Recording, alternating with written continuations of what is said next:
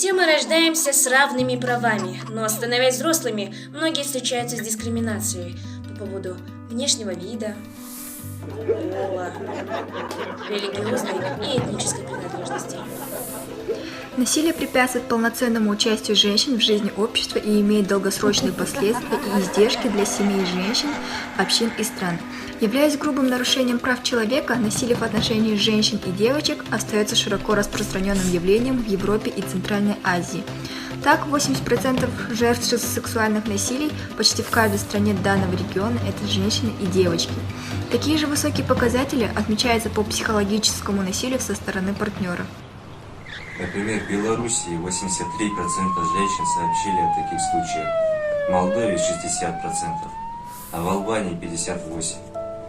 Исследование, проведенное структурой ООН «Женщины» в 2012 году, выявило, что во многих государствах женщины все еще подвергаются физическому или сексуальному насилию.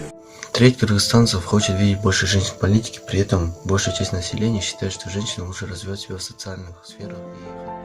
Дискриминация может коснуться каждого из нас. Так давайте же уважать права друг друга.